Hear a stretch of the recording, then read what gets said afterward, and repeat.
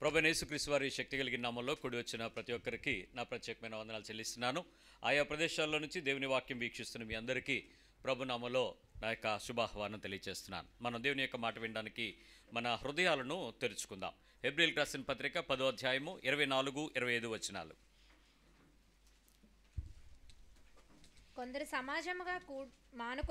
కొందరు మానుకొనుచున్నట్లుగా సమాజముగా కూడుట మానక సమాజంగా కూడుకోవటం మానద్దు, ఒకరినొకడు హెచ్చరించుచు ఆ దినము సమీపించుట మీరు చూచిన కొలది మరి ఎక్కువగా అలాగు చేయుచు ప్రేమ చూపుటకును సత్కార్యములు చేయుటకును ఒకరినొకడు పురుగొల్ప కొనవలనని ఆలోచింతుము. సమాజముగా సహవాసంగా కూడుకొనట మానద్దు.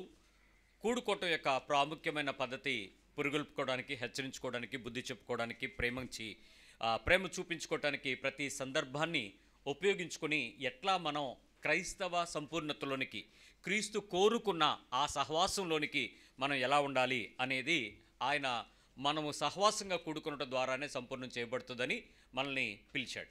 1 కొరింథీ పత్రిక 1వ అధ్యాయము 9వ వచనం చూస్తే, 1 కొరింథీ పత్రిక 1వ అధ్యాయము 9వ వచనం, మన ప్రభు అయిన యేసుక్రీస్తు అను తన కుమారుని సహవాసమునకు మిమ్మల్ని పిలిచిన దేవుడు నమ్మదగినవాడు. ఇక్కడ నువ్వు దేవుని యొక్క సహవాసానికి వెళ్ళాలి అనంటే, దేవునితో ఆ సంపూర్ణతను పొందాలి అనంటే నువ్వు కుమారునితో సహవాసానికి అంటుకట్టబడాలి, కుమారునితో స్నేహానికి కలపబడాలి, కుమారత్వానికి ఆ హైరర్షిప్ అనగా ఆయనతో వారసత్వానికి నువ్వు అంటుకట్టబడాలి. ఆయనలో, ఆయనతో, ఆయన సహవాసముతో నువ్వు కట్టబడకుండా దేవుని సన్నిధికి మనం వెళ్ళగలగటానికి దాదాపు మార్గాలు లేవు. అందుకే యేసుక్రీస్తు వారు నేనే మార్గం అన్నాడు. చాలాసార్లు యేసు ఆయనే మార్గం, ఆయనే సత్యం, ఆయనే జీవం చాలామంది అంటారు. ఆయన దేనికి మార్గము అని ఇప్పుడు ఎవరు అడగరు.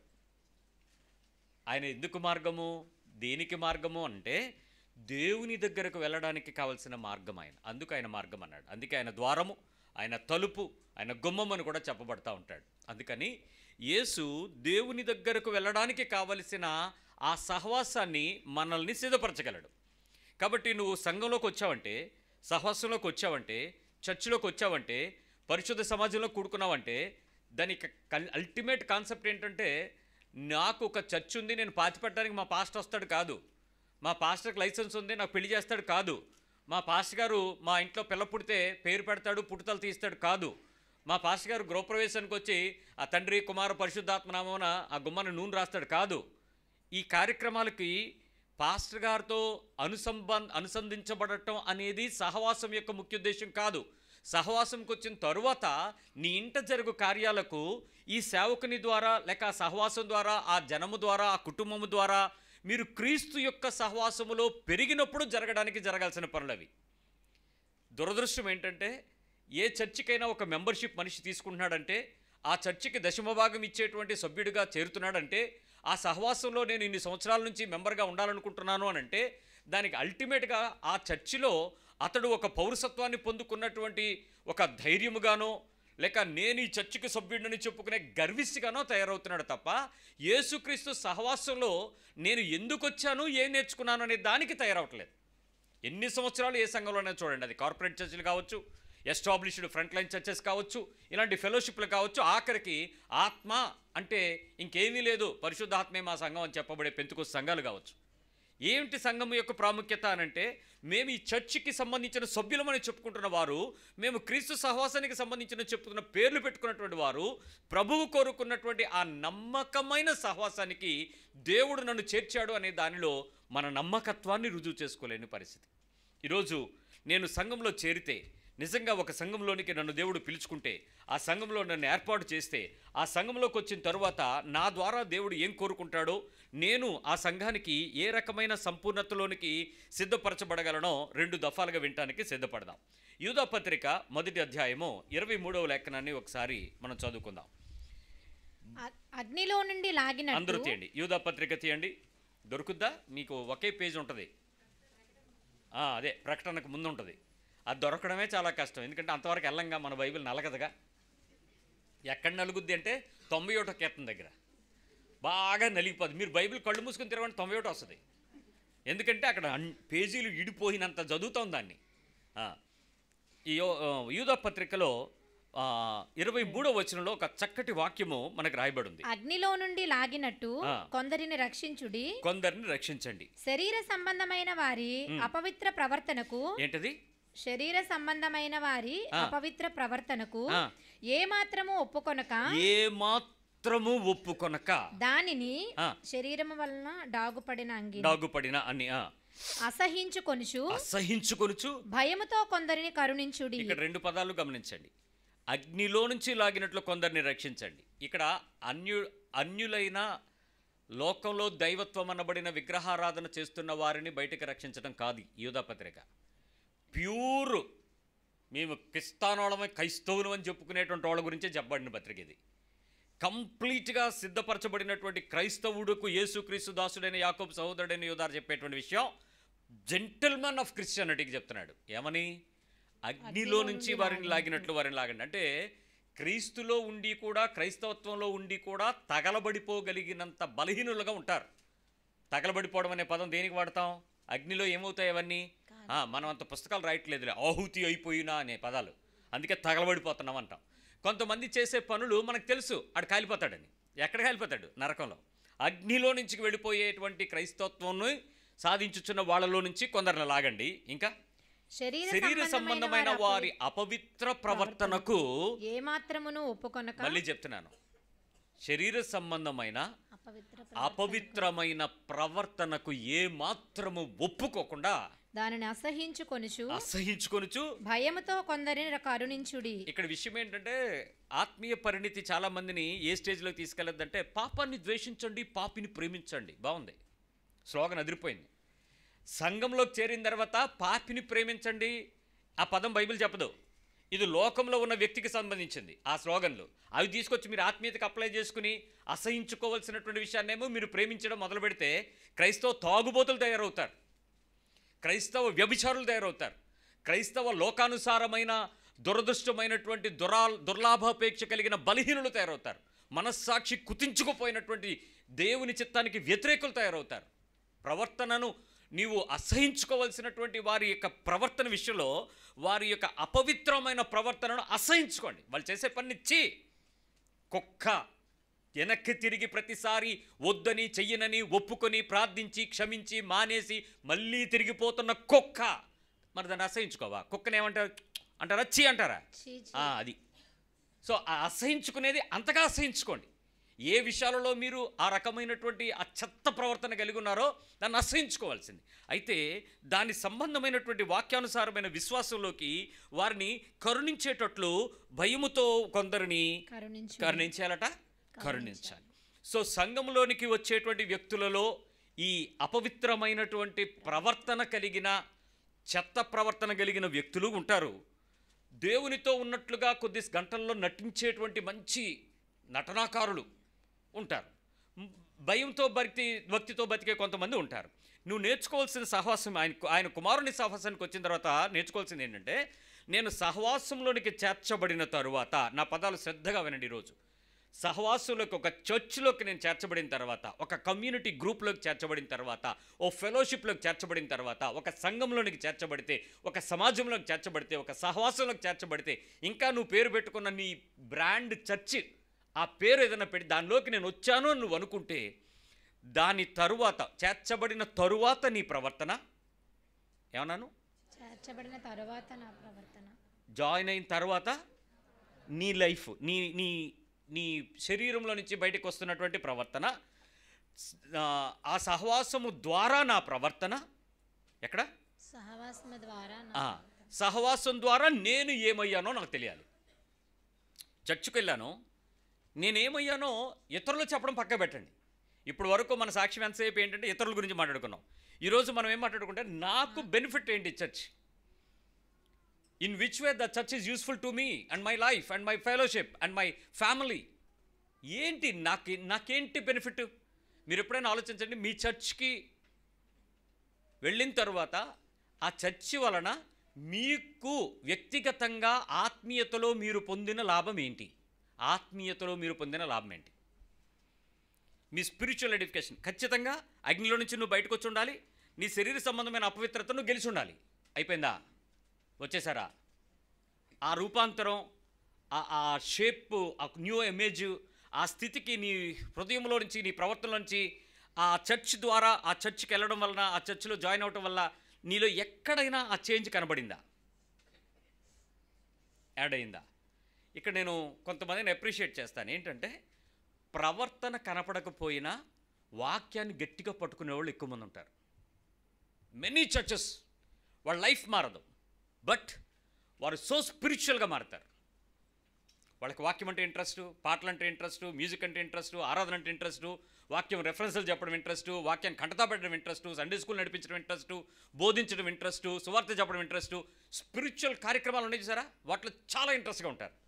బట్ వాళ్ళు దేవుడు ఆశించుచున్న ఆ క్రీస్తు సహవాసానికి పిలువబడిన నమ్మకమైన దేవునికి తగిన పాత్రలో వ్యక్తిత్వాన్ని సిద్ధపరచుకునే క్రీస్తు యొక్క సంపూర్ణతను మాత్రం వాళ్ళు ఎక్స్పెక్ట్ చేయక్కల. 100 మందిని ఒక ఈ లైన్లో, స్పిరిచువల్ లైన్లో ఉండేటువంటి ఆ 1 to 100 వేసుకున్న ఒక 100 మందిని తీసుకుంటే 100 మందిలో 95 మంది నేను చెప్పిన ప్యాటర్న్లోనే ఉంటారు. ఎలాగా? They are interested in Christ, they are interested in church, they are interested in fellowship and everything, but they are not having an interest to change in the image of Christ. యేసుక్రీస్తు యొక్క సారూప్యతలోనికి రావటానికి కావలసిన సిద్ధపాటు 1% కూడా ఉండదు, 95 మందిలో ఉండదు. ఎంత సీరియస్ చర్చ్ అంటే వాళ్ళకి గంట ముందు కూడా రాగలరు, 2 గంటల తర్వాత కూడా వెళ్ళగలరు, అన్ని పనులు సర్దిపెట్టి పాస్టర్ గారి తర్వాత కూడా. బట్ జీసస్ ఏదైతే సహవాసంలోకి పిలిచి దేవుని దగ్గరకు వెళ్ళడానికి ఈ మనిషిని పట్టుకుంటే వెళ్ళిపోవచ్చు అని చెప్పుకోవడానికి నువ్వు మాత్రం ఉండవు. కుమారుని సహవాసాన్ని ఎందుకు పిలిచాడు తెలుసా? కుమారుడు వెళ్ళేటప్పుడు ఒంటరిగా వెళ్ళడు. ఆ కుమారుడి దగ్గరికి ఎవరైనా వెళ్తే ఖచ్చితంగా ఆయన తీసుకెళ్తాడు. ఇప్పుడు నీ దగ్గరికి ఎవరో ఒకరు వస్తారు, నువ్వు తీసుకెళ్తావా ఎవరైనా పరలోకానికి? అడగండి మీ పక్కల్ని. నువ్వు నన్ను నడిపించగలవా? నువ్వు నన్ను తీసుకెళ్ళగలవా? నీ దగ్గరికి వస్తాను, నీ సహవాసమే కదా, ఇదంతా ఒకటే చర్చ్ కదా, నీ చర్చిలోనే నీ దగ్గరికి నేను వస్తాను, నన్ను నువ్వు నీతో పాటు పరలోకం తీసుకెళ్తావని అడగండి ఎవరైనా. చర్చిలు నడిపించే వాళ్ళైనా అడగండి, ఫెలోషిప్లు నడిపించేవాళ్ళు, మీటింగ్లు నడిపించేవారు, ప్రేయర్లు నడిపించేవాళ్ళు నన్ను అడగండి. మీరు దర్శనాలు చెప్పడం, ప్రవచనాలు చెప్పడం, కార్యక్రమాలు చేయటం ఏమొద్దు నాకు. నిన్ను పట్టుకుంటా, నీ దగ్గరికి వస్తా, నీ సహవాసానికి, కుమారుని సహవాసంలోకి వెళ్తే నేను పరలోకం వెళ్తానని ప్రభు దగ్గరికి వెళ్ళడానికి ప్రభు వారంటీ గ్యారంటీ ఇచ్చాడు. నీతో నేను వస్తాను, నువ్వు నన్ను తీసుకెళ్తావా? నువ్వు కూడా చర్చికి వెళ్తున్నావుగా, నువ్వు కూడా బైబిల్ చదువుతున్నావుగా, నువ్వు కూడా ప్రార్థన, భక్తి, విశ్వాసం అన్ని ఉపవాసాలు అన్నీ చేస్తున్నావుగా, తీసుకెళ్తావా? ఎంతమంది వెళ్తారు? నిజం చెప్పనా, క్రైస్తవులకి ఇళ్ళు ఎందుకు ఎవరంటే మీరు వెళ్ళరో వాళ్ళని వెళ్ళెవరని. మీరు ఈ క్రైస్తవులుగా బాగా చలమణ అవుతారు, కానీ ఇమేజ్ ఆఫ్ క్రైస్ట్కి ఏ మాత్రం మీ లోపల ఆ తీవ్రత ఉండట్ల. అక్కడ నాకు చర్చికి వ్యక్తిగతంగా నేను కొన్ని పాయింట్స్ చెప్తాను. ఈరోజు టైము ప్రభు ఎంత అనుమతిస్తే అంతవరకు మీ మెసేజ్ని మీరు వినేంతవరకు 1కి 100 సార్లు వింటూ మీ హృదయాన్ని మార్చుకోవడానికి ప్రయత్నించండి. ఇది నేను దుఃఖంతో చెప్తున్నటువంటి విషయాలు, నా జ్ఞానంతో ప్రదర్శించే మాటలు కాదు ఇవి. మొదటిది, నాకు దేవునికి మధ్య వ్యక్తిగత సంబంధం కొంచెం పెరిగింది, బాగా పెరిగింది చర్చ్కి వచ్చిన తర్వాత. ఎంతమంది చెప్తారు ఈ విషయం? నోటితో మాట్లాడకండి, కొంచెం బుర్ర వాడండి. ఇప్పటికైనా గుజ్జులోకి వెళ్ళనివ్వండి. ఇప్పటి వరకు 2 చెవుల్లోకి వెళ్ళిపోతున్నాయి, చెవులకి కవాటాలు లేవు, బ్లాక్స్ లేవు, ఇలా రావచ్చు ఇలా పోవచ్చు. కనీసం దాని లోపలికి వెళుతున్న పదం ఏంటో వినండి. నేను చర్చ్కి వెళ్తున్నాను, ఇన్ని సంవత్సరాల నుంచి వెళ్తున్నాను, నాకు దేవునికి మధ్యలో ఒక రిలేషన్షిప్ పెరిగింది, కొంచెం పెరిగింది. ఇంతకుముందు వచ్చినప్పుడు 0, బాప్తిజం తీసుకున్నప్పుడు అర్థం ఏం లేదు, ఏసంటే ఇంట్రెస్ట్ అంతే. వన్స్ ఇంట్రెస్ట్ వచ్చిన తర్వాత ఐ హ్యావ్ ప్యాచప్, నాకు ఆయనకి కనెక్ట్ అయింది. ఈ కనెక్టివిటీ కొంచెం కనెక్ట్ అయిన నన్ను ఒక 1 year సీనియారిటీ, ఓ 4 రోజులు సీనియారిటీ, ఒక 4 వారాలు, మరి కొద్ది సంవత్సరాలు కనెక్టివిటీ పెరిగింది, దేవునితో నా సంబంధం పెరిగింది. ఎంతమంది ఉన్నారు? ఎందుకు నీ హృదయంలో మోసం జరుగుతుంది? దేవుడంటే ఇష్టం పెరిగిందా లేదా అడగట్లా, సంబంధం పెరిగిందా లేదా అని అడుగుతున్నాను. పుట్టు క్రైస్తవులను నిలదీస్తున్నాను. సిగ్గుందా మీకు? పుట్టు క్రైస్తవులారా, సిగ్గుందా మీకు? సంబంధం పెరిగిందా నీకు? ఇన్ని సంవత్సరాలు పుట్టిన దగ్గర నుంచి చర్చి అని ఏడిస్తున్నావుగా. నీ జీవితంలో దేవునితో సంబంధం పెరిగిందని చెప్పగలవా? పాస్టర్లతో సంబంధం పెరిగినంతగా దేవునితో సంబంధం పెరిగిందా? ఎక్కువ వద్దు, అంత డిమాండ్ నేనేం చేయను. నీ గ్రాఫ్లో 1 to 10 వచ్చిందని అడగను. అట్లీస్ట్ 1 to 5 లోపలైనా కొంచెం కనెక్టివిటీ పెరిగింది అన్న ఆ ధైర్యం, దృఢచిత్తం నీ హృదయంలో ఉందా? నాకు పెరిగింది అని నువ్వు చెప్పగలవా?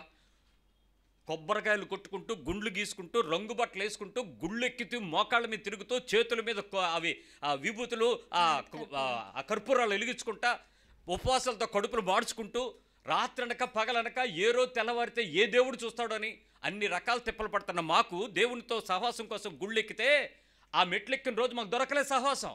యేసు ప్రభు దగ్గరికి వచ్చిన తర్వాత దేవుడు అంటే ఏంటో నాకు తెలిసిపోయింది, దేవుని స్వరం ఏంటో నాకు తెలిసిపోయింది, దేవుని దర్శనం ఏంటో తెలిసింది, దేవుని చూడడం ముఖాముఖి చూడడం ఏంటో తెలిసింది. బైబిల్ పట్టుకుంటే దేవుని మాట ఏంటో నాకు అర్థమైపోయింది, ఆయన స్వరం నాకు అర్థమైంది. నీకెందుకు అర్థం అవ్వలేదు? అన్యుడు నేను, పుట్టు క్రైస్తవులం కాదు మేము, లోకంలో నుంచి ఉన్నవారము, లోకానుసారం పెరిగిన వారము, లోకంలో దేవుళ్ళు అనబడిన మొక్కలు, పుట్టలు, చెట్లు, గుట్టలు, కాళ్ళు, ఆఖరికి చొప్పులు కూడా నెత్తినెట్టుకున్న వాళ్ళం. ఈరోజు దేవుని యొక్క మాట విని బ్రతుకులు వదులుకున్నాం. మాకే నా దేవుడు, మీకు లేడా? ఏ పుట్టు క్రైస్తవ్యం కదా మీరు, తరాల నుంచి క్రైస్తవులు కదా, ఏ కనెక్టివిటీ ఏది? నేను నీకు సంబంధం ఉందో లేదో అనేది ఎలా తెలిసిపోద్దో తెలుసా? ఒక చెట్టు మంచిదని దేని బట్టి చెప్తాము? ఫ్రూట్. ఆకుల, పువ్వుల, ఫలాల? ఫ్రూట్. ఆ పుట్టు క్రైస్తవుల్లో వాళ్ళని పిలిచి 5 నిమిషాలు మీరు సాక్ష్యమైనా అడగండి, దేవుడి గురించైనా చెప్పమనండి, ఏదైనా వాక్యాన్ని ఎక్స్ప్లెయిన్ చేయమనండి. వాళ్ళు చెప్పినంత సొల్లు, వాళ్ళు చెప్పినంత ల్యాగ్, వాళ్ళు చెప్పేటువంటి ఏవేవో కథలో అసలు నిజంగా వాళ్ళకి దేవుడు తెలియదని చెప్పుద్ది. మాటలు మాత్రం భలే, స్తోత్రాలు, ఈ కీర్తనలు, పాటలు, బాబా రంజుగా ఉంటుంది క్రైస్తవ్యం. నేను విమర్శించట్లే, నేను డైరెక్ట్గా నీ మీద నేను చెయ్యిని పెట్టి నువ్వే చేస్తున్నావని నేను మీద నిందారోపణ చేస్తున్నాను. నీ మనస్సాక్షి ఉంటే, నిజంగా నీకు బుద్ధి కలిగించే ఆత్మ కనుక ఏ కోసానైనా ఉంటే ఈరోజు నువ్వు స్పందించు. నీకు దేవునితో కనెక్టివిటీ పెరిగిందా? చర్చికి వచ్చిన తర్వాత ఎన్ని రోజులు నాకు సంబంధం లేదు, ఎన్ని చర్చిలు మారావో నేను అడగను. దేవునితో సంబంధం నీకు సహవాసంలో, మందిరంలో పెరిగిందా లేదా చెక్ చేసుకో. నెంబర్ 1. నెంబర్ 2, నన్ను దేవుడు ఎంత ప్రేమిస్తున్నాడో దేవుని మందిరంలోకి వచ్చిన తర్వాత చెప్తున్నాను. వన్స్ నేను ఎంటర్ అయ్యి కొద్ది రోజులు ఆయన సహవాసంలో పెరుగుతున్న తర్వాత దేవుడు నన్ను ఎంతగా ప్రేమిస్తున్నాడో ఆయన విస్తారమైన కృప తలుచుకొని నిత్యము ఏడుపుతోనూ కన్నీటితోనూ కృతజ్ఞతాస్తుతులు చెల్లించకుండా ఉన్న ఒక్క రోజు లేదు నా బ్రతుకులో అని నువ్వు చెప్పగలవా? నాకు దేవుని ప్రేమ తెలుస్తుంది. దేవుని దగ్గరికి వచ్చినప్పుడు ఆ ప్రేమ ఎంత తెలుస్తుందంటే, అసలు ఆయన కృప విస్తారంగా నా మీద కృమరించబడిన దాన్ని తలుచుకొని అసలు ఏడుస్తూ కృతజ్ఞతలు చెప్పకుండా అన్నం తినలేము, నిద్రపోయి లెగలేను. కొలస్సీ పత్రికలో 3వ అధ్యాయం 17వ వచనంలో చెప్తాడు మాట. అసలు ఆయన కృపను తలంచుకుంటూ ఎలాగా మరియు మాట చేత గాని క్రియ చేత గాని మీరేమి చేసినను ప్రభువైన యేసు ద్వారా తండ్రి అయిన దేవునికి కృతజ్ఞతాస్తుతులు చెల్లించుచు సమస్తమును ఆయన పేరట చేయుడి. ఏం చేసినా దేవుని సహవాసానికి పిలువబడిన తర్వాత ఆయన ఏమండి, నా బాధ అర్థం చేసుకోండి. యేసు మిమ్మల్ని రక్షించిన తర్వాత నేను పలానా కొండల్లో ఉంటాను రమ్మని సీజన్ పెట్టలే, ఈ రోజుల్లో దొరుకుతానని చెప్పలే, పలానా గుట్టల్లో కిందకు వచ్చి స్నానం చేసి గెంతు అని చెప్పి భజనకు కొన్ని రోజులు ఏర్పాట్లు ఇవ్వలే. ఏదైనా ప్రదేశంలో అని చెప్పి నీకు వెతుక్కుని రమ్మడానికి ఇదిగో ఆ విదేశాల్లోకి వెళ్ళమని చెప్పి యెరూషలేం రమ్మని పిలవలే.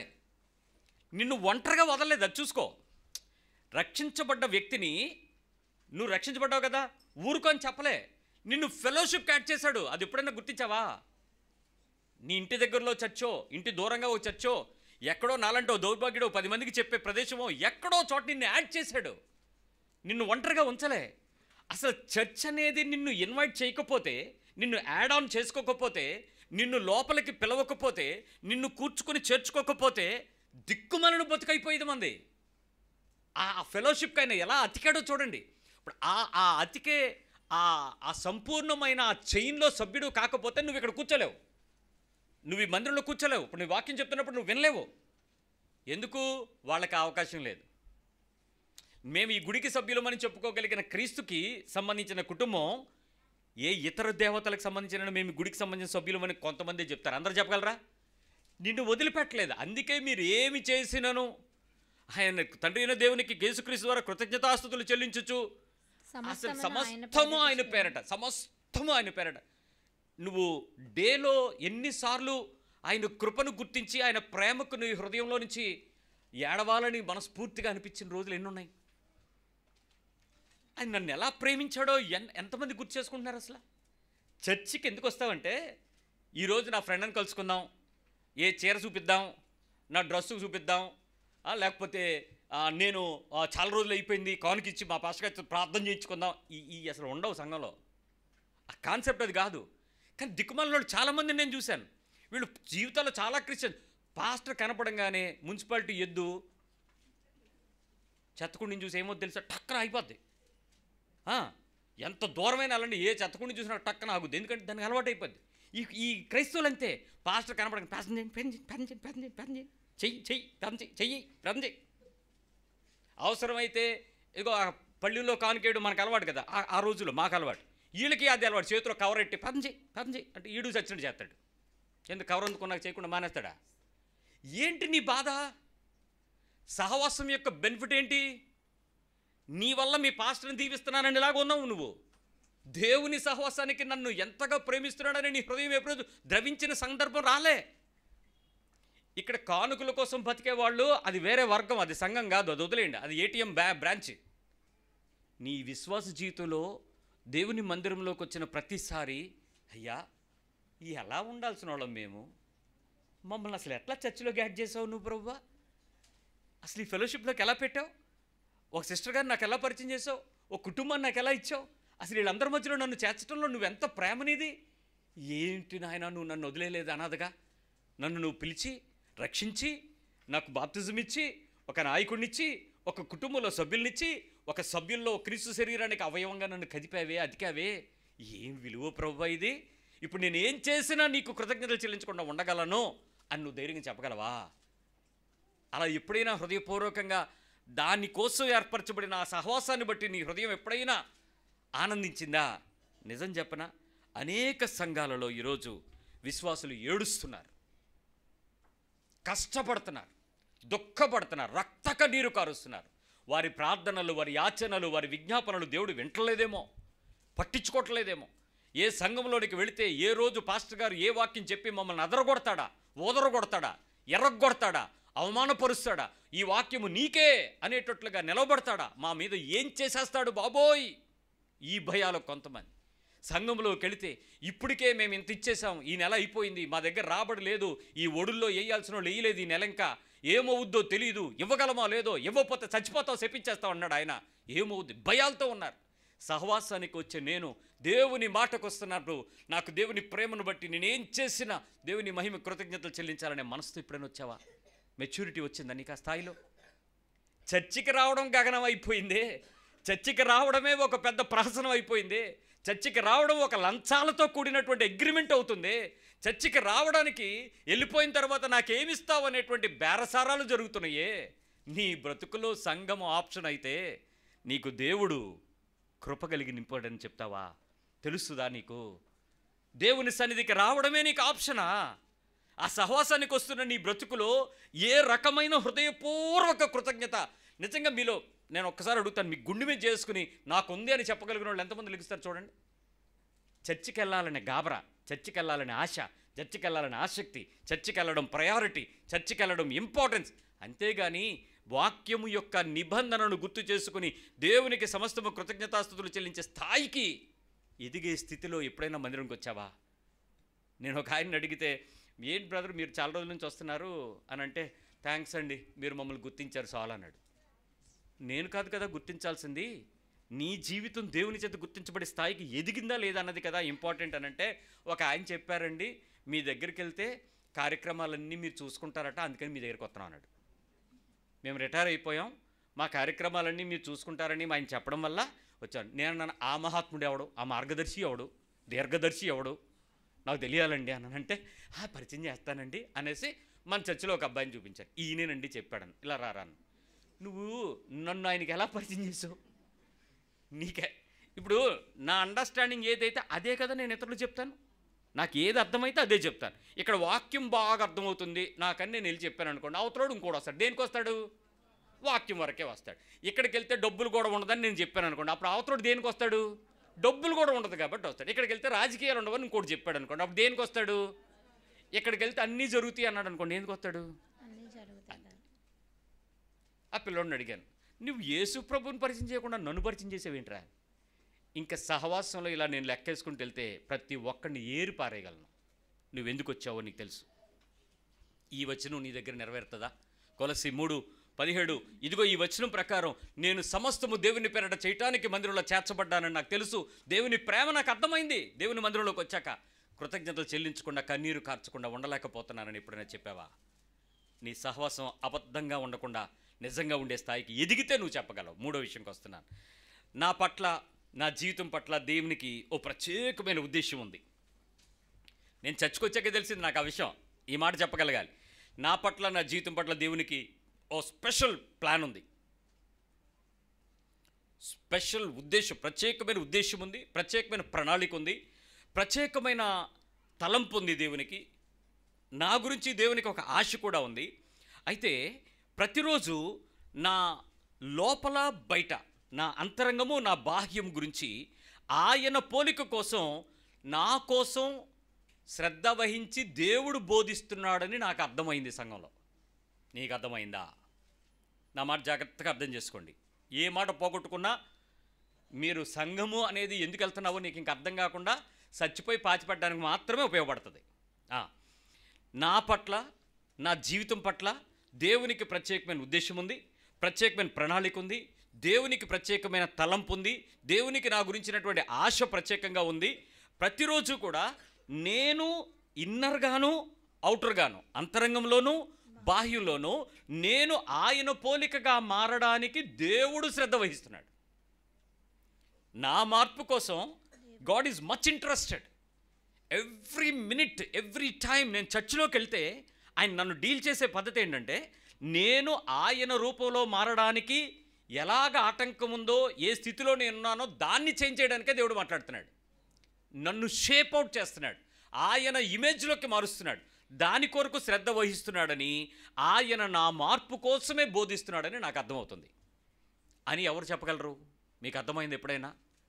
మీరు దేవుని రూపములో, పోలికలోనికి, స్వరూపములోనికి, స్వభావంలోకి మారడానికి ఆయన నిన్ను బోధిస్తున్నాడు. ఆయన టీచింగ్ అంతా, దేవుని మాట యొక్క, నా దగ్గరికి వచ్చే మాట అంతా నన్ను కరెక్ట్ చేయటానికే, నన్ను కనెక్ట్ చేయటానికే, నన్ను షేప్ మార్చడానికే, నన్ను ఇమేజ్ చేంజ్ చేయటానికే, నన్ను దేవుని స్వరూపంలోకి మార్చడానికే నన్ను చర్చిలోకి తీసుకొస్తున్నాడు. దానికోసమే ఆయన teachings. Because he has plan for me, he has N unique way for me, he has N desire for me. నా గురించి ఆయనకున్న తలంపుల విస్తారాలు, ఇది నా కోసమే. ఎంతమందికి అర్థమైంది దేవుని మందిరము? ఈ మాట మీరు నిజంగా ఆలోచిస్తే, మీరు వెళ్ళే సంఘము వాక్యముతో మిమ్మల్ని కడితే మీకు ఇది అర్థమవుద్ది. ఇంక దేంతోనో కడితే ఆ దరిద్రం అంతే. అది మీరు ఎంచుకున్నటువంటి మీ తాత సంఘమో, మీ మామ సంఘమో అయ్యి ఉండాలి, కానీ దేవుని సంఘం అయితే కాదు. నిన్ను కరెక్ట్ చేయటానికి, నన్ను సరిచేయటానికి, నన్ను క్రీస్తు స్వరూపంలోకి మార్చటానికే దేవుడు నన్ను, నాకు బోధించడానికే చర్చికి తీసుకెళ్తున్నాడు. అందుకు నన్ను చర్చిలో పెడుతున్నాడు. ఎప్పుడు వెళ్ళినా, ఏం చెప్పినా, బైబిల్ చదివితే నాకు ఒకలాగా అర్థమవుతుంది, దేవుని వాక్యం వింటుంటే సేవకుడు ఒకలా బోధిస్తున్నాడు. ఆ బోధించేది నన్ను మార్చడానికే, నన్ను inner man and outer man, లోపల బయట నన్ను రూపాంతరం చేస్తున్నాడు. యేసు స్వరూపంలోకి రావడానికి తిప్పలు పడుతున్నాడు. ఆ ప్రయత్నమే దేవుని ద్వారా నాకు అర్థమవుతుంది మందిరంలో. Because he has beautiful plan for me. నా గురించినటువంటి తలంపుల విస్తారంలో అన్నాడు, నువ్వు నా చేతిలో చెక్కుకున్నానన్నాడు, నువ్వు నా ఏర్పాట్లో ఉన్నానన్నాడు, నిన్ను విడిచిపెట్టను ఒంటరిగానన్నాడు. ఎన్నో చెప్పడం యొక్క ఉద్దేశం ఏంటంటే నన్ను మార్చడానికి. ఆ మార్పు జరిగిందా? ఆ మార్పు నువ్వు గమనించావా? ఆ మార్పులోకి నువ్వు వచ్చావా? చర్చిలోకి వెళ్ళాము అని అంటే చాలామందికి అద్భుతాలు జరగాలి, ఆశ్చర్యాలు జరగాలి, సూచక్రియలు జరగాలి, హోమ్ టచ్ మహత్కార్యాలు జరగాలి, గట్ అవుట్, అవుట్, విడుదల పోవాలి, ఇప్పుడే దిగిపోవాలి ఆశీర్వాదాలు, ఇప్పుడే, మరి లేట్ అవ్వడానికి వీల్లేదు, ఆమేన్ అయిపోవాలంతే. ఈటికి వెళ్తున్నావా? నీ లోపల నుంచి ఏమైనా చేంజ్కి వెళ్తున్నావా? అఫ్కోర్స్ ఇక్కడ ఈ లేవులండి. ఇంకా దేనికి వెళ్ళారు? దేవునితో నా పొందు, దేవుని యొక్క సహవాసంలో, దేవుని వాక్యముతో, టీచింగ్తో నా లైఫ్ని ఇలా మార్చడానికి దేవుడు నాకు సహాయపడుతున్నాడని ఎంతమంది చెప్పగలరు? కొంతమంది నాకు ఇచ్చే సాక్ష్యాలు భలే నవ్వుస్తుండే. ఏంటంటే, నేను చాలా మారాను బ్రదర్, ఇంకా మారాలి బ్రదర్ అంట.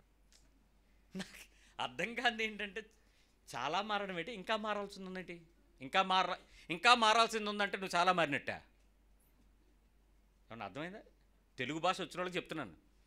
నేను ఇంకా మారాలండి, నేను చాలా మారాను అంటే నువ్వు మారినట్ట. ఒక శ్రీశ్రీ గారు సిగరెట్ గురించి చెప్పే మాట చాలా బాగుంటుంది.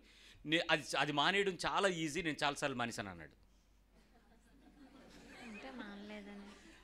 స్మోకర్ చాలాసార్లు కమిట్ అవుతాడు మానేస్తానని. వాళ్ళ అమ్మాయి మీద ఒట్లేస్తాడు, వాళ్ళ ఆవిడ మీద ఒట్టేస్తాడు, చచ్చిపోయినట్టు వాళ్ళ అమ్మ మీద అంటాడు, మళ్ళీ తాగేస్తుంటాడు. ఏమంటే సారీ భయ్యా అని. మానేయడం చాలా ఈజీ, నేను చాలాసార్లు మానేశాను. ఇదే నేను మారిపోయాను, కానీ ఇంకా మారాల్సింది చాలా ఉంది. అంటే నువ్వు మారినట్ట నీ దరిద్రం సాక్ష్యం చెప్పుకుంటే ఆ సంఘం చప్పట్లు కొట్టిందంటే అంతే. మరి మా సిస్టర్ మారింది అన్నట్టు కెమెరా ముఖం మీద పెడితే ఏదో మాట్లాడతావు. క్రీస్తులో నాకున్నటువంటి తలంపులు, నా గురించి దేవునికి ఉన్న తలంపులు విస్తారంలో నాకు తెలిసిన రోజు నా ఉద్యోగాన్ని రిజైన్ చేశాను నేను.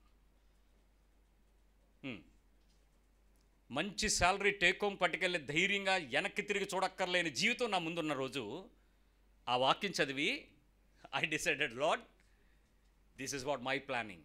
నా చదువును బట్టి, నా జ్ఞానాన్ని బట్టి నేను సంపాదించుకున్న స్థాయిది. నా గురించి నీకున్న ప్లాన్ విస్తారాలట. ఇది నా ప్లాన్, నా లైఫ్లో, నా అచీవ్మెంట్లో. మహా అయితే నా కంపెనీకి నేను ఓనర్ని అవ్వగలను, ఇంకో కంపెనీ పెట్టగలను. Maybe the director for the company. ఒక రేంజ్కి వచ్చేటోడికి, ఒక 60 ఏళ్ళకి వచ్చేటోడికి ఆ స్థాయిలో రిటైర్ అవ్వగలను. That's all. That's my plan. నీ లైఫ్లో, నీ ప్లాన్లో ఎంత, నీ ఉద్యోగంలో ఎంత బయటకు వెళ్తారు?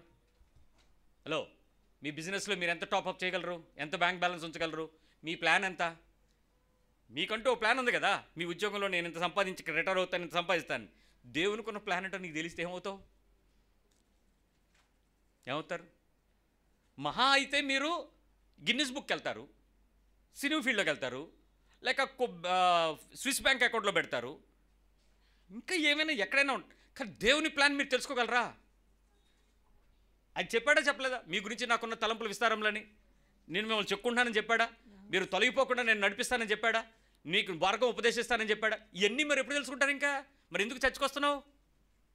పాస్టర్ గారు, ఇంటికి గృహప్రవేశం ఎప్పుడు పెట్టాలో ముహూర్తం పెట్టండి అన్నాడు ఒకడు. ఎన్నాళ్ళు ఏం చర్చకొచ్చాను అంటే అదేనండి, మీరు వచ్చి ఓపెనింగ్ చేస్తారు కదా, దాన్నే నేను ఇలా అనేసాను అనేయడం కాదు. నువ్వు ఇన్ని సంవత్సరాలు ఆ స్కూల్లో ఉంటే ఆ స్కూల్ భాష మాట్లాడకపోతే స్కూల్లో పనిష్మెంట్ ఇస్తారు మీకు. ఇంగ్లీష్ మీడియం పిల్లలు ఇంగ్లీష్ మాట్లాడకపోతే పనిష్మెంట్ ఇస్తారా లేదా? 5 రూపాయలు 2 రూపాయలు. మరి ఇన్ని రోజులు చర్చి భాష మాట్లాడకపోతే నువ్వు ముహూర్తం అన్నావు అంటే దాని అర్థం ఏంటి? హృదయం నిండింది, నోరు మాట్లాడద్దు. నీ లోపల అదొంది వెళ్ళొచ్చి ఉంటావు అక్కడ. వచ్చి ప్రభు పాస్టర్ గారు 16వ తారీఖు శుక్రవారం పొద్దున్న మీకు అవుద్దా అని అడిగాడు. దాని అర్థం ఏంటి? నోరు హృదయం అదే. నీ జీవితం చాలా సందర్భాలలో దేవుని ప్రణాళికను ఈ రోజుకి తెలుసుకోకుండా, నాకు ఉద్యోగం ఉంది, వివాహం అయ్యింది, పిల్లలు ఉన్నారు, పార్న వెళ్ళారు, నాకు వీసాకు ప్రార్థన చేయండి అంటే అన్నేమనాలా? నీ ప్లాన్ ఏంటి? నీ ప్లాన్కి దేవుని యొక్క యాక్సెప్టెన్స్ కావాలి. అందుకే పాస్టరు, అందుకే చర్చకొచ్చేది. చిచి, అసలు మీరు ఆలోచిస్తున్నారా? సంఘం దేనికి? అసలు బైబిల్ చెప్పిన సంఘం ఏంటి? ఈరోజు చూస్తున్న లోకపు సంఘం ఏంటిది? ఏంటి? ఏ సంఘపు కాపర్నైనా అడగండి. సంఘాన్ని ప్రొటెక్ట్ చేసుకోవడానికి ఉంటున్న తిప్పలో సంఘాన్ని బలపరిచి నిందారహితంగా దేవుని దగ్గర నిలబెట్టాలనే ధ్యాస లేదు పాస్టర్కి. నా సంఘంలో వ్యక్తి నేను మరణించినా నాతో పాటు నా సంఘము దేవుని సన్నిధికి రాగలిగిన స్థాయికి పెంచేసి వెళ్ళిపోతున్నాను అన్న ధైర్యం లేదు పాస్టర్కి. సంఘమును దేవుని కొరకు సిద్ధపరచట్లేదు, సంఘము దేవుని కొరకు సిద్ధపడే క్రీస్తు సహవాసానికి ఆసక్తిగా లేదు. ప్రాబ్లం మీది ఉంది, నాది ఉంది. ఇప్పుడు నువ్వు నిజంగా నాకు ఆ దీవెన ఆశీర్వాద ఆశ్చర్యకరమైన బోధలు పక్కకు పెట్టి నా లైఫ్ అంబిషన్ని, నా ఇన్నర్ మ్యాను అవుటర్ మ్యాను మారాడు ఎంతమంది చెప్తారు? నేను మారలేదే, నేను అంటలా, మారిని మీతో చెప్తున్నాను. మీరేమంటున్నారంటే ఇంకా మారాల్సింది ఉందంటున్నారు. అంటే మారారా లేదా మీరే చూసుకోండి. నిజంగా నేను చర్చకొచ్చిన తరువాత నా లోపల క్రీస్తు సహవాసానికి దేవుడు మారుస్తున్నాడన్న విషయం నీకు తెలుసా? ఆయన టీచింగ్ లక్ష్యం నిన్ను మార్చడానికి అని నీకు తెలుసా? ఏమంటే ఒకసారి మీ పక్కన అడగండి, నిన్ను మార్చడానికి ఆయన బోధిస్తున్నాడని తెలుసా అసలు నీ? కానీ పాస్టర్ గారు మంచి వాక్యం చెప్పుకున్నాడా? పాస్టర్ గారు బలే చెప్పుకుంటున్నాడని చెప్పుకుంటావా? మంచి సిడి అండి, అసలు ఇవాళ మెసేజ్ సూపర్ బెదర్. నిన్ను స్టార్లు వేయమని, మార్కులు వేయమని, ఎవాల్యుయేషన్ వేయమని తీసుకొచ్చాడు చర్చికి. నువ్వేమన్నా సినిమా రివ్యూ రాస్తావా పాస్టర్ గారికి? ఎవడోరా నువ్వు? ఆయన నిన్ను రక్షించింది దానికే? మీ పాస్టర్ గారికి మార్కులు వేయడానికే? అసలు దేవుని కొరకు నీకున్నటువంటి నీ జీవితం పట్ల ఒక ఉద్దేశాన్ని నువ్వు ఈరోజు గ్రహించకపోతే ఎలా? ఆయన అంటున్నాడు, పాస్టర్ గారు దేవుని మహాకృపను బట్టి విశాఖపట్నంలో సెటిల్ అయ్యామండి అన్నాడు. ఏంటి అయితే గొప్పతనం అంటే, మాకు నేవల్ బేస్ క్యాంటీన్ ఉందని అన్నాడు. రిటైర్మెంట్ లైఫ్ విశాఖపట్నంలో సెటిల్ అయ్యాడంటే బేస్ క్యాంటీన్ ఉందంట. క్యాంటీన్ ఉంటే ఏంటి అన్నాను. ఏంటి నేవల్ బేస్ క్యాంటీన్ ఉంటే గొప్పతనం ఏంటి? వాళ్ళకి కోటా ఉంటుంది. ఎప్పుడు కావాలంటే అప్పుడు ఆ కోటా తెచ్చుకుంటాడు. బీచ్ ఒకటి నిల్లు తీసుకున్నాడు, అలాగ ఆరామ్సే వేసుకుని బైబిల్ చూస్తూ ఉంటాడు. ఇలాంటి ఆన్లైన్లో చూస్తుంటాడు. లైఫ్ ఇస్ బిందాస్, ఆరామ్సే. అంటే నీ జీవితం ఇంకా ఏదో దేవుని సంగతులతో ముడిపట్టబడని క్రైస్తవ్యంని ఎత్తుక్కుంటుంది. చూసుకో, ఈరోజు క్రీస్తుతో ముడిపెట్టబడని సహవాసంలో పెరుగుతున్నావు. చూసుకో, కేవలం 4 గోడల బిల్డింగ్తో సహవాసం పెరిగింది. నాలాంటి తెల్లబట్టలో సూటుగాడో కోటుగాడుతో నువ్వు బతుకుతున్నావు అంతే. క్రీస్తుతో సహవాసానికి, పరిశుద్ధాత్మని సహవాసాన్ని నువ్వు పిలవబడలేదు. 4వ విషయంకి వస్తున్నాను. నా ప్రవర్తన, నా వ్యక్తిగత జీవితం, నా ఫ్యామిలీ లైఫ్, నా సోషల్ కమ్యూనిటీ లైఫ్, నా ఫెలోషిప్, నా రిలేషన్స్, నా ఉద్యోగ జీవితం, క్రైస్తవ ప్రభావిత జీవితం వల్ల చాలా విషయాలలో సమాధానం, సమన్వయం, వాక్యానికి వినడం వల్ల నేను పొందాను. ఎంతమంది చెప్పగలరు? నేను చెప్పిన పదాలు మళ్ళీ గుర్తుపెట్టుకోండి. నా వ్యక్తిగత జీవితం, పర్సనల్ లైఫ్, నీ ప్రవర్తన నియమావళి, అంటే నీ పర్సనల్ లైఫ్లో నీకున్నటువంటి ఒక స్ట్రీమ్ లైన్, నీ పర్సనల్ లైఫ్, ప్రవర్తన నియమావళి. రెండోది పర్సనల్ లైఫ్, వ్యక్తిగత జీవితం. ఫ్యామిలీ లైఫ్, నీ కుటుంబ జీవితం కూడా సంఘ ప్రభావితం చేయబడిన, వాక్య ప్రభావితం చేయబడిన, సహవాస ప్రభావితం చేయబడిన, దేవుని యొక్క వాక్య నియమ నిబంధనకు సహవాసానికి సిద్ధపరచబడిన కుటుంబము జీవితం. నీ సోషల్ లైఫ్, నీ సంఘంలో, నీ ఇంటి బయట జీవించే సంఘ జీవితం. నీ సహవాసం అంటే నీ స్నేహితులు, నీ దగ్గరకు వచ్చి నిన్ను చూసేవాళ్ళు, నిన్ను కలిసేవాళ్ళు, నిన్ను మాట్లాడేవాళ్ళు, అంటే నువ్వు వెళ్ళేవాళ్ళు కాకుండా నీ దగ్గరకు వచ్చేవాళ్ళు, అలాంటి సహవాస జీవితం. నీ బంధుత్వాలు, ఉద్యోగ జీవితాలు నిజంగా దేవుని యొక్క వాక్యము వల్ల, క్రీస్తు చర్చ్ వల్ల ప్రభావితం చేయబడిన స్థాయిలో నీ జీవితం సమన్వయాన్ని, సమాధానాన్ని పొంది బతుకుతుందా? ఏదో ఒకటయ్యిందంటే నేను ఒప్పుకోను. ఒకటైతే మిగిలి అవుతాయి. ఆ ఒకటి అవ్వకపోతే ఏది అవ్వదు. అన్ని అవ్వకుండా, అన్ని యాంగిల్లో దేవుడు పనిచేయకుండా ఒకవైపు మాత్రం నిన్ను చెక్కడు. ఎందుకంటే multi dimensional prism is a word. అన్ని రకాల తలముల్లో నుంచి నిన్ను చెక్కుకుంటూ, నిన్ను మార్చుకుంటూ, నిన్ను సంపూర్ణంగా రూపాంతరం చెందించేది వాక్యం. శాంసన్ వినపడుతుందా? చెప్పింది వినపడుతుందా? ఇక్కడ విను. సో దేవుని యొక్క మాట నా జీవిత అంతరంగంలో ఏ స్థాయిలోనికి నా లైఫ్ని, నా పర్సనల్ నియమావళిని మార్చాలి, నా టైం టేబుల్ మారాలి, నా లాంగ్వేజ్, బాడీ లాంగ్వేజ్ మారాలి, నా వొకాబులరీ మారాలి, నా రిలేషన్స్ మారాలి, నా యాటిట్యూడ్ మారాలి, నా అంబిషన్స్ మారాలి, నా గోల్ మారాలి, నా ఎయిమ్ మారాలి. ఇవన్నీ నేను మారకుండా నేను బాప్టిజం తీసుకుంటే, బ్యాప్టిజం ఈజ్ ఏ క్రైస్ట్ని యాక్సెప్ట్ చేయడానికి బ్యాప్టిజం అంతే. నేను యేసుని అంగీకరించడానికి బ్యాప్టిజం. దాని యొక్క మార్పు సమూలంగా నీ వ్యక్తిగత నియమావళిని సర్దిద్దకపోతే ఐఎమ్ సారీ, సంథింగ్ రాంగ్. నీవు బహుశా రక్షించబడిన యేసుక్రీస్తుని అంగీకరించబడినప్పుడు, మారు మనసు పొంది రక్షణ పొందిన తర్వాత నీ లైఫ్ని ప్రభావితం చెయ్యబడకుండా నీ రక్షణ అక్కడ ఆగిపోయిందంటే నువ్వు ఇంకా కనెక్ట్ అవ్వాలి ఆ క్రీస్తుతో. చర్చితో కనెక్ట్ అయ్యావు కానీ, చర్చ్ అంటే మళ్ళీ చెప్తాను, 4 గోడలు, ఓ బిల్డింగు, ఓ షెడ్డు, ఒక త్వరగా 53 రోజుల్లో కట్టిన బిల్డింగు, లేకపోతే లక్షల మంది కూడుకున్న బిల్డింగు, ఆ ప్రదేశంలో టవర్ ఉన్న బిల్డింగు, ఆ పాస్టర్ గారు యూట్యూబ్లో ఎక్కువ గొట్టంగాళ్ళు ఉండేటువంటి బిల్డింగు. అంతే. నీకు దేవునితో సంబంధం అయితే కనెక్ట్ అవ్వలేదు ఇంకంతే. అవ్వని చర్చిలో నీ కనెక్టివిటీ గురించి నువ్వు మాట్లాడుకో, ఎన్నైనా చెప్పుకో నువ్వు గొప్పగా. మీరు చెప్తారు కదా మా పాస్టర్ గారు అంటారు, అది దానికి కనెక్ట్ అయ్యవంతే. రెండోది, నీ కుటుంబ జీవితం ప్రభావితం అవ్వాలి. నీ ఏ కుటుంబంలో భర్తగా ఉన్నావో, భార్యగా ఉన్నావో, తండ్రిగా ఉన్నావో, తల్లిగా ఉన్నావో, చెల్లిగా ఉన్నావో, పిల్లగా ఉన్నావో, కొడుకుగా ఉన్నావో, కోడలుగా ఉన్నావో, నీ ఫ్యామిలీ అట్మాస్ఫియరు ఒకప్పుడు జీవితం, క్రీస్తులో ఉన్న జీవితం, అదే ముందు వెనక అని గీస్తే ఆ గ్రాఫ్లో డిఫరెన్సు నీ లైఫ్ తాలూకా సిచ్యువేషన్స్ని బట్టి ఆ ఫ్యామిలీలో సమన్వయం, సంబంధం ఖచ్చితంగా వచ్చి తీరాలంతే. ఇంకా రాలేదు ఒప్పుకోను, వచ్చి తీరాలంతే. ఇక్కడ ఏ సందర్భము మీరు అవాయిడ్ చేయడానికి కుదరదు. అన్నీ ఇంక్లూడెడే, ఆల్ ఆర్ ఇంక్లూడెడ్. దానిలో మీ ఇంటి ఓనర్తో నీ గొడవ ఉండొచ్చు, మీ ఇంట్లో మీ పనమ్మాయికి నీకు ఇబ్బంది ఉండొచ్చు, యుద్ధం జరగచ్చు, పోరాటాలు అవ్వచ్చు. మీ ఇంట్లో మీ అత్తకి నీకు పడకపోవచ్చు. మీ మామగారు అంటే నీకు కస్సుబుస్సు అయిపోతూ ఉండొచ్చు. నీ మరిదంటే నీకు పడకపోవచ్చు. మీ అన్నయ్య అంటే చంపేద్దాం అనిపించవచ్చు. ఆఖరికి నువ్వే ఇంట్లో ఎవడో ఒకటి పొడిసేసి కానీ నేను పరలోకం అంటే జైలుకి వెళ్ళి ప్రశాంతంగా ఉండాలి. నేను అడిగాను, ఎందుకు ప్రశాంతంగా ఉండి జైల్లో నన్ను ఎవడేం చేయడు, అదే పరలోకం అన్నాడు ఒకడు. జైలు పరలోకం కాదురా అంటే, భయ్యా మీరు ఎన్నైనా చెప్పండి, టైంకి ఫుడ్, టైంకి స్లీప్. నేను ఒకవేళ నిద్రపోకపోతే ఎందుకు నిద్రపోలేదని డాక్టర్ వచ్చి అడుగుతాడు. చికెను, గుడ్డు, మటను, సాంబార్, రసం, కడుపు డైజెస్ట్ అయ్యే ఫుడ్, మసాలాలు లేవు.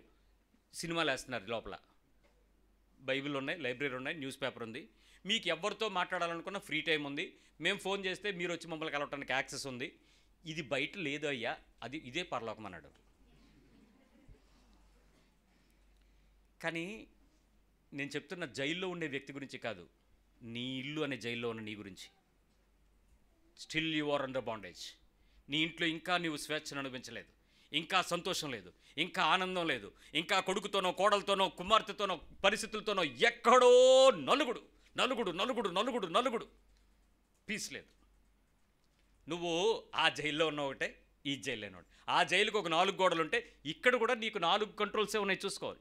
నువ్వు మోర్ దాన్ దాటి వెళ్తే ఊరుకోరు, దాటితే నువ్వేం విచ్చలవిడిదానికి వెళ్ళిపోయావని అంటారు. హద్దులు ఉన్నాయి, అన్ని కంట్రోల్సే. చాలామంది బాధిస్తున్నారుగా, ఇంట్లో ఉండి జైలు అంటున్నారుగా. మీరే మీ ఇల్లు మీకు జైలు అంటున్నారు కదా. ఈ సంసారం అనే ఉచ్చులు అనవసరంగా పడ్డాను. ఈ ఆలివ్ గ్రీన్ ఒకటి పెళ్లి చేసి పడేశాడు, చేసినప్పుడు మళ్ళీ వార్నింగ్లు ఇచ్చాడు. దరిద్రం అంతా. అసలు చేసి ఆ రోజులు ఎంత బాగున్నావు, ఆ రోజే. That should be effect. నీ మందిరము, నీ సహవాసానికి పిలువబడిన తర్వాత వాక్యానుసారము నా కుటుంబ జీవితం ప్రభావితం చేయబడిన క్రీస్తుతో సమన్వయాన్ని సయోధ్యను కుదర్చకపోతే నా భక్తి అబద్ధం, నా భక్తి మోసం, నా ఆత్మీయత రంగు, నేను వేషధారిని, నాకు దేవుని యొక్క సహవాసానికి, కుమారుని సహవాసానికి ఇంకా అంటు కట్టబడలేదు. నా ఫ్యామిలీ లైఫ్ ప్రభావితం చూపించలేకపోతుంది. ఎప్పుడైనా ఏడ్చావా? దుఃఖం కలిగింది, ఏంటిది నిజంగా నాకు ఇలా ఆలోచించలేదే, చర్చికి వెళ్తాం వల్ల నాకు ఇలా ఏంటి, నేను ఇలా అవ్వలేదేంటి అని. అయితే మంచి సాక్ష్యాలు ఏంటి చెప్పనా? మంచి అనుకునే సాక్ష్యాలు, మంచి సాక్ష్యాలు కాదు అవి. అది బైబిల్ ప్రమాణానికి తోగో. కానీ మీరు చెప్పే మాటకి మాలంటోళ్ళు సపట్లు కొడతాం. ఏంటంటే, నిజంగా ఈ బ్రదరు, ఈ సిస్టరు ఎంత మారిపోయాడంటే అది అన్నమాట. మీరు అనుకుంటారు మారిపోయారని. ఎవరన్నా అలా మాట? ఈయన నా కుమార్తె లేక కుమారుడు, ఈయన యందు నేను ఆనందించుచున్నాను. ఈయనను మీరు చదవలేదా? వెంబడించుడి, నా కుమారుని వెంబడించమని యేసుప్రభు చెప్పాడు. ఆయనను మీరు వెంబడించుడి. ఎవరి గురించి అని వచ్చిందా మీ వీధిలో? రాసపాలెంలో, మద్దిలపాలెంలో, ఎంవిపి కాలనీలో, కంచరపాలెంలో, మెట్టులో, అమ్మా ఆర్లోలో వచ్చిందా? జగదాంబ, మీ ఊరేంటి? మీ పక్కన అడగండి, ఆ ఊర్లో వచ్చింది, అలా అడగని చెప్తారు. మీ గురించేనా సాక్ష్యం ఆ రాజ్యం పడిందంట? టీవీ 9లో చెప్పారు. రాలేదా? రాదా? ఆ ప్రభావితం చేసే జీవితం నువ్వు జీవించకపోయినంత వల్ల రావట్లేదు. కానీ నువ్వు ఇప్పుడు ఏమనుకుంటావు తెలుసా? అది యేసుబాబుకి వచ్చింది, మనకి ఎక్కడ వస్తుంది? అయినా నేను ఉంటున్నాను, పాస్టర్ గారికి తెలియదు అంతే. అదే మోసం, పచ్చి మోసం.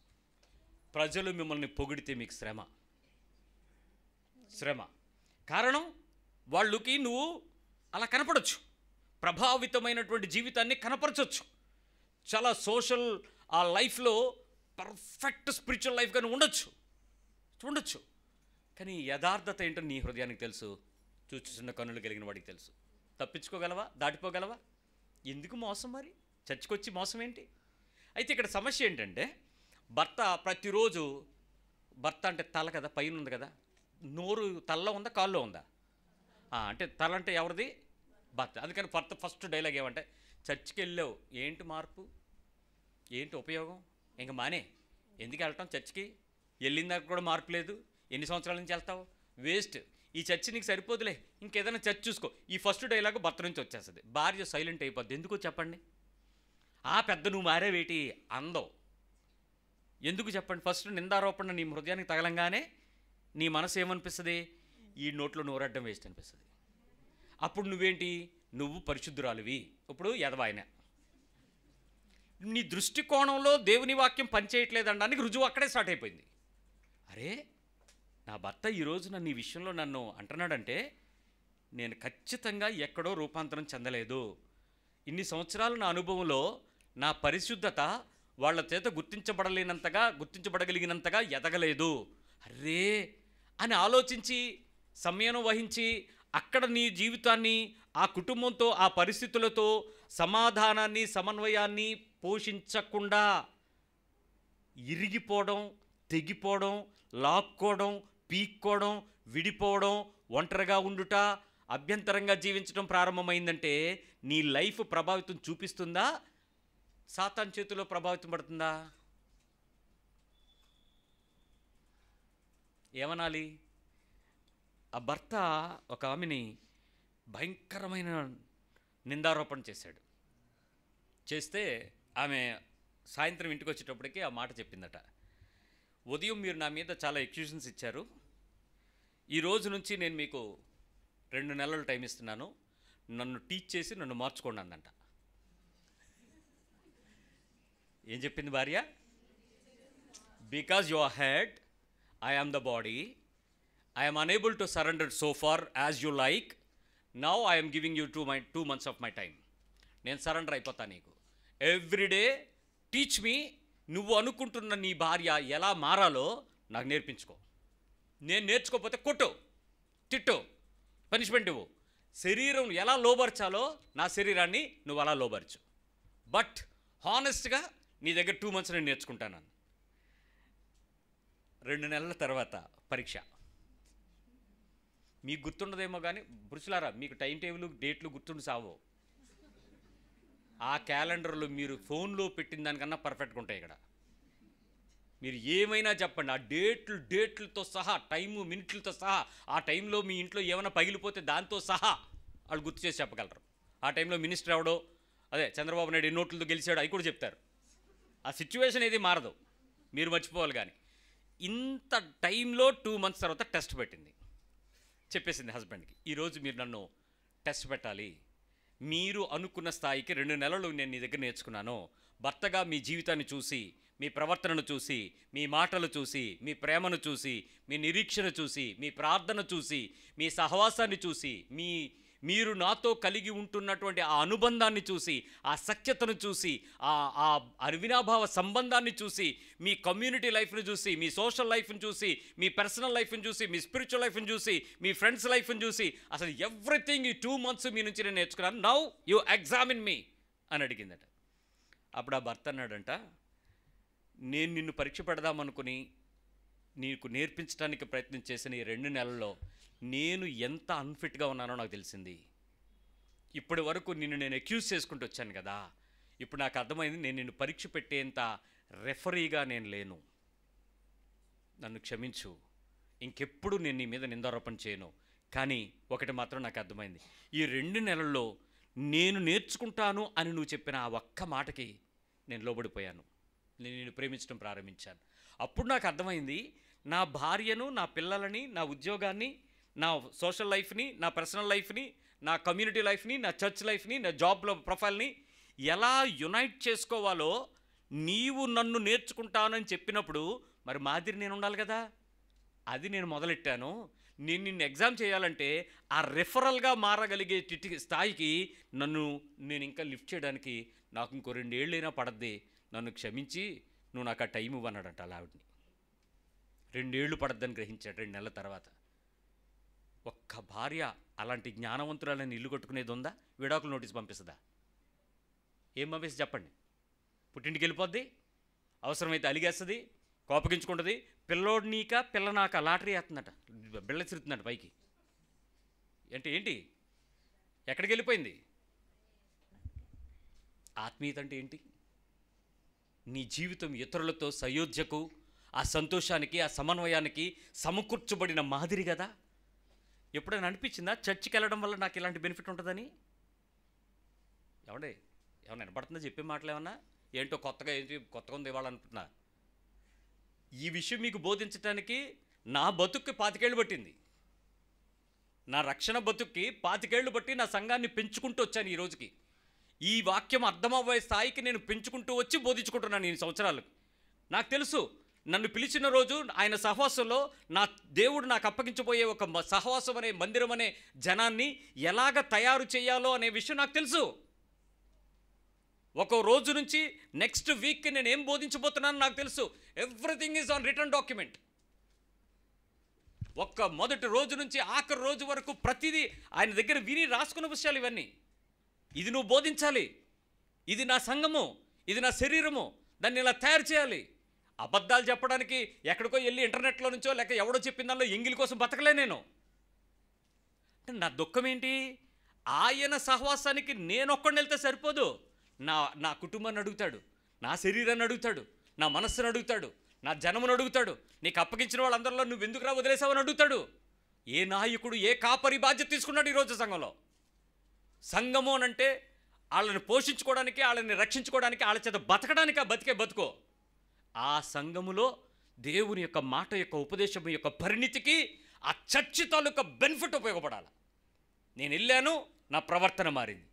ఆమె 2 months టార్గెట్ తర్వాత వచ్చి చెప్పిన మాట ఒకటే, అన్నయ్య మా ఆయన నన్ను వదిలేస్తాడు అనుకున్నాను, కానీ ఆ 2 నెలల్లో నేను మాట విన్న తర్వాత నాకు అర్థమైంది నేను ఎంత యేసు ప్రభుని దుఃఖపెట్టానో. తలకి నా బాయ్డ్ కనెక్ట్ అవ్వడం చాలా కష్టంగా ఉందన్నయ్య. 2 నెలలు చచ్చిపోయాను అనుకో, కానీ 2 నెలల తర్వాత టెస్ట్ అయిపోద్ది అనుకున్నాను. కానీ మా ఆయన ఇప్పుడు 2 సంవత్సరాలు అడిగాడు. ఇప్పుడు పరిస్థితి ఏంటంటే ఆయన్ని పర్ఫెక్ట్ చేయడమా నేను పర్ఫెక్ట్ అవడమా తెలియట్లేదు మా ఇద్దరికన్నా. ఇప్పుడు ఆ ఇల్లు ఎలా ఉంటుందో చెప్పండి మీరు.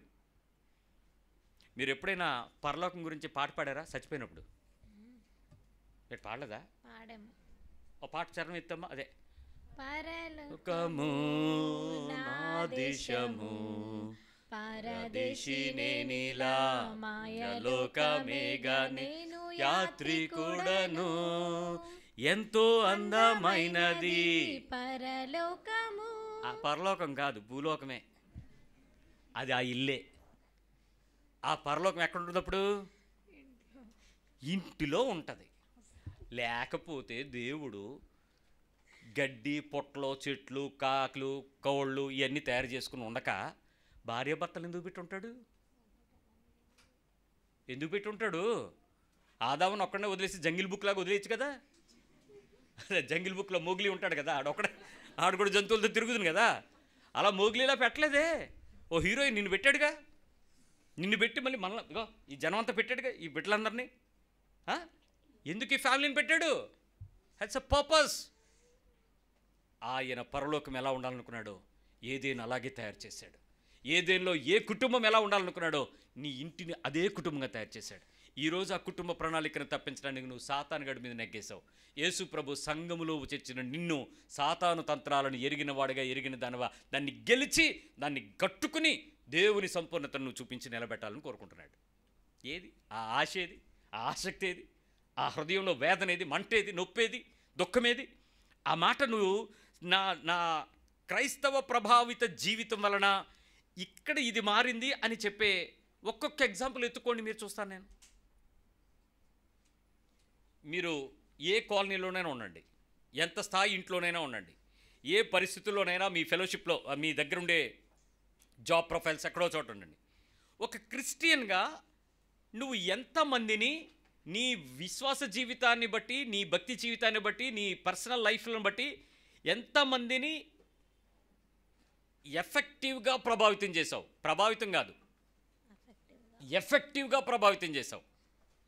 మీ కాలేజ్లో, మీ జాబ్ ప్రొఫైల్స్లో, మీ స్కూల్లో, మీ యూనివర్సిటీస్లో, మీ ఉద్యోగాలు చేసే ప్లేసెస్లో ఎంతమందిని ప్రభావితం చేశారు? ఎంతమందిని? నేను ఇప్పటికీ చాలా ఆశ్చర్యపోతాను. క్లాస్లో 40 మంది మగపిల్లలు, 42 మంది ఆడపిల్లలు. 10th క్లాస్ వరకు నాతో చదువుకున్న 2 క్రైస్తవ పిల్లలు, ఆడపిల్లలు. ఏ రోజు మాతో లోకానుసారమైన పరిస్థితులకు 15 ఏళ్లకి ఇప్పుడు పిల్లలంత మెచ్యూరిటీ కాకపోయినా అప్పటికి మేము మెచ్యూరిటీ, అదే ఆ ఏజ్లకి 87, 88 ఆ టైంకి. అలాంటి పరిస్థితుల్లో ఆ ఇద్దరు ఆడపిల్లలు ఏ రోజు మేము చేసిన లోకానుసారమైన పనులకు వాళ్ళు చేయలేదండి. ఇద్దరు ఆడపిల్లలు, ఇంక బోల్డ్ మంది క్రైస్తవులు ఉన్నారు మా చర్చిలో, మా క్లాస్ రూమ్లో, కానీ ఇద్దరు ఆడపిల్లలు అలా చేయలే. ఇప్పటికీ నేను ఆశ్చర్యపోతున్నాను.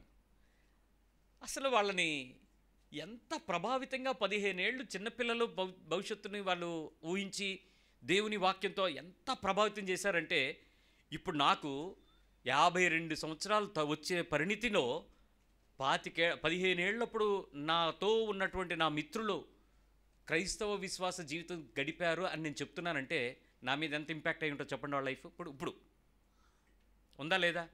ఒక ఇల్లు ఖాళీ చేసిన తర్వాత నీ ఇంటి గురించి నీ నైబర్హుడ్ ఒక క్రిస్టియన్గా నీ ఇంపాక్ట్ ఎంత తీసుకుని ఉంటారు వాళ్ళు.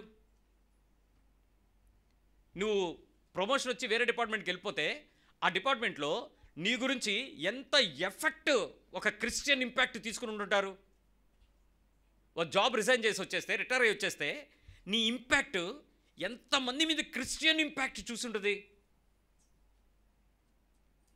మీరు ఏ వాకింగ్ మేట్స్తోనే వెళ్తుంటే మీ గ్రూప్లో ఒక క్రిస్టియన్ ఇంపాక్ట్ మీ వాకింగ్ పీపుల్లో ఎంతమంది మీద మంచి ప్రభావితమైనటువంటి క్రైస్తవ ముద్ర వేసి ఉండొచ్చు. ఇక్కడ మీరు బొట్లు తీసేసి జిడ్డారిపోయి ప్రార్థన చేస్తున్నాం, ఉపవాసం ఉన్నాం అని ఇలాంటి ఆశలు ఏమని కాదు. నీ లైఫే వాళ్ళకి ఒక ఇన్స్పిరేటివ్గా, అరే ఈరోజు బా రాలేదురా అని దుఃఖపడిపోగలిగేలాగా, ఏమైందో కనుక్కోవాలని ఆశ కలిగించేలాగా, అసలు నిజంగా ఎలా ఉంటారండి మీరు, మేము ఇలా ఉండలేమండి అని మీ దగ్గరికి వచ్చే సలహా సూచన అడిగేలాగా ఆ ప్రభావ సంబంధమైన జీవితం, ఆ సయోధ్య కలిగించే జీవితం, సమన్వయం కలిగి ఉండే జీవితం మీకు అసలు ఆశ అనిపించలేదా బతకాలని? ఇలాగా ఏమండి, ఎవరి మొఖం నవ్వదే? ఇలా ఉండగలనేమో, ఇలా ఉండాలి, ఇలాంటి ఆశ కదా నేను సంఘంకి వస్తున్నాను, చర్చికి వచ్చి నేర్చుకునేది ఇదే కదా నా లైఫ్ అంటే చర్చిలో యాసాలు వేసి పాస్టర్ గారి దగ్గర తప్పడబద్ధం చేసేస్తే సరిపోద్దా? మరి ఎక్కడ జీవించడానికి ఇది? ఈ గంట దేవుని సన్నిధిలో గడిపే నీవు ఆ కొద్ది గడియలో ఒక రోజు 7 రోజులు నేను నడిపించే స్థితికి నడిపించబడాలి. The 1 hour message 7 days driving force అవ్వాలి నీ జీవితంలో, డే అండ్ నైట్ 24/7. 1 hour ఇక్కడ నేను ఈ మెసేజ్. ఆ స్థితికి నీ మైండ్ని దాన్ని ప్రభావితం చేయకపోతే ఎందుకు నీ లైఫ్? చర్చికి కమ్ అండ్ గో ఎందుకు? అయ్యా మీరిచ్చే సొమ్ము మా ఆకలి తీరుద్ది, మేము కార్లు మారుస్తాం, ఇళ్ళు మారుస్తాం, ఏసీలు మారుస్తాం, మా లగ్జరియస్ లైఫ్ మారుద్ది, మా పిల్లలు అమెరికాలో పోతారు, మేము చాలా బాగుంటాం. నీ లైఫ్కి చర్చ్ ఉపయోగపడకపోతే యూజ్లెస్ ఫెలో. నిన్ను ఎలాగైనా అగ్నిలో నుంచే మార్చాలనే నా తపన అర్థం చేసుకో. నువ్వెక్కడ మారలేదు, ఎందుకు మారలేదు, ఏమిటి ప్రాబ్లమో?